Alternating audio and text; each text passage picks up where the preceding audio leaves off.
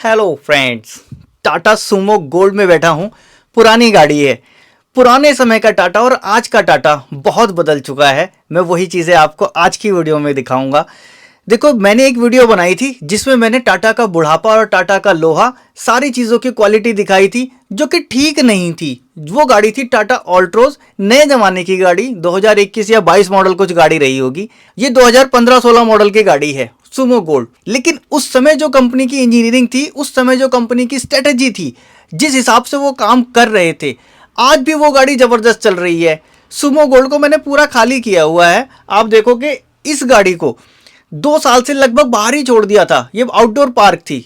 इसको स्टार्ट करके अब अंदर लाए हैं, नीचे का सामान निकाला है क्योंकि बहुत सारी फफूंद फंगस वगैरह आ गई थी, इसलिए मैंने पूरा गाड़ी को खाली किया। मुझे तो लग रहा था यार गाड़ी अंदर से गलने लगी होगी, पूरी रस्टिंग आ गई होगी। खाली की तो पाया क्या, अंदर से गाड़ी बिल्कुल नीट एंड क्लीन चमकती हुई। ये वही टाटा का लोहा है जो 2021 और 22 मॉडल की गाड़ियों में गलने लग रहा है, और ये पुरानी वाली गाड़ी में नहीं गल रहा है। क्यों? पहले कंपनी की स्ट्रेटजी थी कि हमको प्रोडक्ट जो बनाने हैं रिलायबल बनाने हैं, लेकिन धीरे धीरे वो सारी चीजें चेंज करके मार्केटिंग होती चली गई। कंपनी अब फोकस कर रही है रिलायबिलिटी पे नहीं, अब फोकस कर रही है सिर्फ फीचर पे। कौन कितने ज्यादा फीचर दे सकता है, कौन किस तरह से मार्केटिंग कर सकता है। लेकिन रिजल्ट में कस्टमर के साथ क्या हो रहा है, कस्टमर को एक अनरिलायबल गाड़ी मिल रही है। ट्रेंड में आके, शौक में आके, वीडियोस को देखकर, आज ये फीचर कल वो फीचर। वो उस समय तो सिर्फ स्टेबल रह सकता है, उस समय कुछ दिन तो खुशी मना सकता है, लेकिन 6 महीना और साल भर बाद उसकी जो हालत होती है वो वही जानता है, क्योंकि गाड़ी की ईएमआई चल रही होती है। गाड़ी एक ऐसी चीज है जिसका रिलायबल होना बहुत जरूरी है। आप देखो फ्लोर, ये पूरा हटाया है ना मैंने, मैं गाड़ी के अंदर ऐसे ही बैठा हूं। एक भी जगह आपको कहीं रस्टिंग नहीं दिख रही है। आप ये एरिया देख लो, चाहे ये एरिया देख लो, और इनका पेंट देखो, आज भी ऐसा ही चमक रहा है।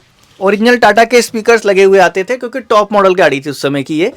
आज भी देखो स्पीकर वैसे ही चमक रहा है, कहीं कोई रस्टिंग ही नहीं है।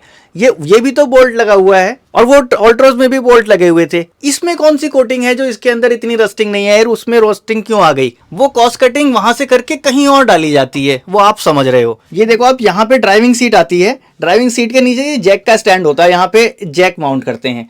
आप देखो ये स्क्रू अभी तक चमक रहे हैं, ये बोल्ट चमक रहे हैं अभी तक, और ये ओरिजिनल कंपनी के लगे हुए हैं। मैंने बाहर से अभी तक कुछ नहीं लगाया है, सेम वैसा ही। इस मेटल में अभी तक रस्ट क्यों नहीं आई? ये भी तो वही टाटा का लोहा है, क्यों नहीं आई रस्टिंग? क्योंकि जो पैसा लग रहा था वो प्रोडक्ट पे लग रहा था, क्वालिटी पे लग रहा था। क्लच पेडल देख रहे हो आप, इसकी रबर अभी भी इतनी नहीं घिसी है। ये 1 लाख किलोमीटर के आसपास गाड़ी चल चुकी है। ये एक्सीलेटर पेडल लगा हुआ है, ये ब्रेक पेडल है।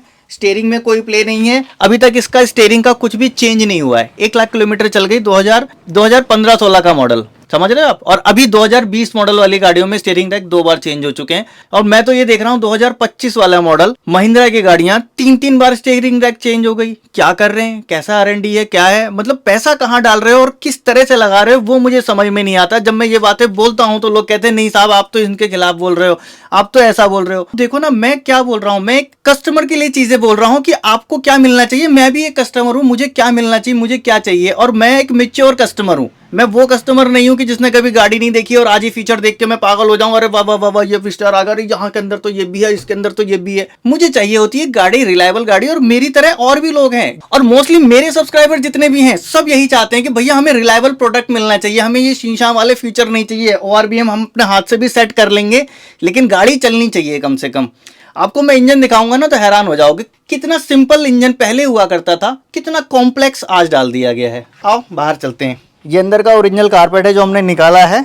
इसके अंदर देखो आप, फफूंद सी लग गई थी, गाड़ी एक ही जगह खड़ी हुई बंद पड़ी हुई थी तब से, लेकिन रस्टिंग नहीं है किसी चीज़ में। आप ये देखो, बाहर खड़ी हुई गाड़ी, आप नीचे देख लो, नीचे की तरफ आपको कहीं रस्टिंग नहीं दिखेगी, अंदर की तरफ से कोई रस्टिंग नहीं है। देख रहे हो, ये भी वही मेटल है। जहां आपका कुछ कटा हुआ होगा, देखो यहाँ पे व्हील टकराता था, एक बार ये गाड़ी लगी थी तो यहाँ व्हील टकराया था, यहाँ पे रस दिख रहा है क्योंकि यहाँ पे कोटिंग ही उतर गई। अदरवाइज जहाँ कोटिंग की हुई है, कंपनी की कोटिंग है, कोई अलग से आफ्टर मार्केट कोटिंग नहीं है, इसके ऊपर कोई रस्सी नहीं आया, सेम वैसा ही है।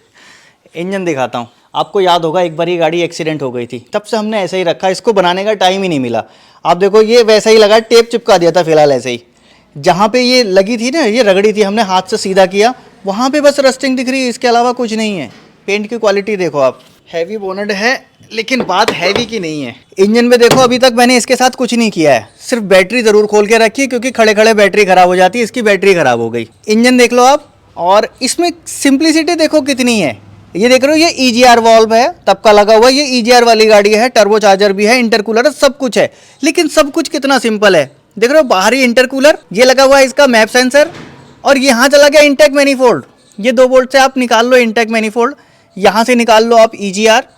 लाइन चेक करनी है आपको, कहाँ लीकेज है आप यहाँ से यहाँ देख सकते हो। सिंपल। जितनी चीज़ों को कॉम्प्लेक्स बना दिया जाता है उतना उसकी रिलायबिलिटी से कॉम्प्रोमाइज हो जाता है। आपको रिलायबल गाड़ी अगर बनानी है तो आपको उसको सिंपल रखना पड़ेगा। बाकी चीज़ें देख रहे हो, ये फ्यूल सिस्टम है, ये फ्यूल फिल्टर है, ये वैसे के वैसे ही हैं। हाँ, इसका पाइप ज़रूर थोड़ा बहुत लीक करने लगा है, जिसको अब हम चेंज करेंगे।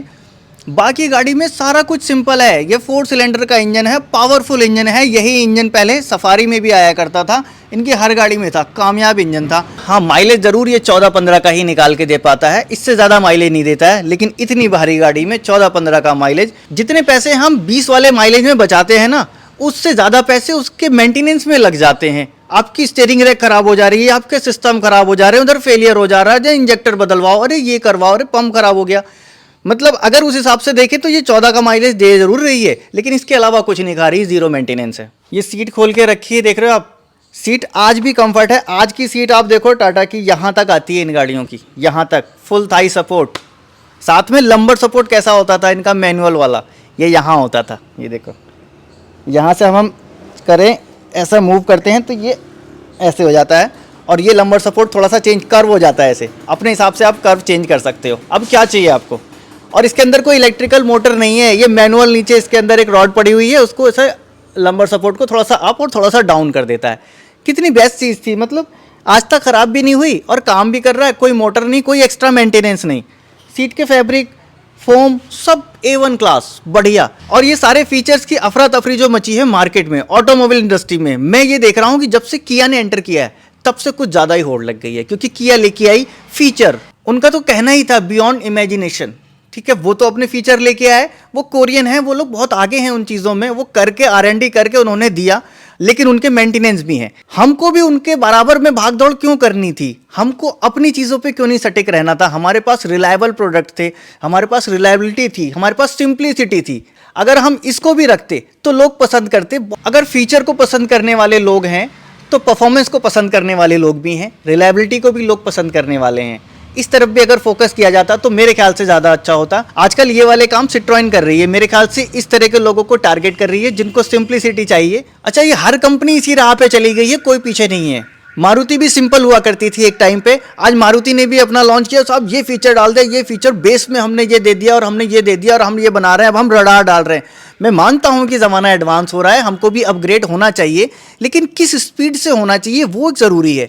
यूएस चला गया आगे, वो पहली सीढ़ी पहले चढ़ चुके थे, हम पहली सीढ़ी के बाद 10वीं सीढ़ी पे कदम रख रहे हैं। हमारी इनकम वो नहीं है कि हम उतना मेंटेन कर पाएँ, हमारी इनकम अभी वही है, हमारा लेवल उतना नहीं उठा।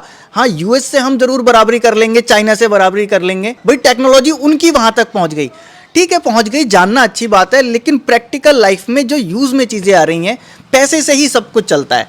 जेब में पैसा होगा तो सब कुछ बढ़िया है, जेब में पैसा नहीं होगा तो कुछ बढ़िया नहीं है। मेन कहने का मकसद मेरा ये है, मार्केट में दोनों तरह के बायर हैं, तो कंपनी को दोनों तरह की चीज़ों पे फोकस करना चाहिए, ये नहीं कि एक ही दिशा में चले जाएं। आज भी लोग हैं जो इन चीज़ों को पसंद करते हैं। आज इस वीडियो का मकसद था आपको ये सारी चीज़ों को दिखाना और प्रैक्टिकल दिखा के बात करना, मेरी एक आदत है। बाकी कहीं सुनी बातें तो बहुत सारी हैं। फिलहाल वीडियो अगर अच्छी लगी तो लाइक ज़रूर कर देना।